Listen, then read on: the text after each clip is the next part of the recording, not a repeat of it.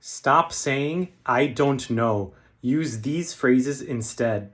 If you don't know something but want to sound polite, you can say, I'm not sure. For example, I'm not sure, but I'll get back to you. If you have no idea at all, you can say, I have no clue. For example, I have no clue where my keys are. If you need time to think, you can say, let me get back to you. For example, that's a great question. Let me get back to you. Leave a comment and let me know which one was your favorite.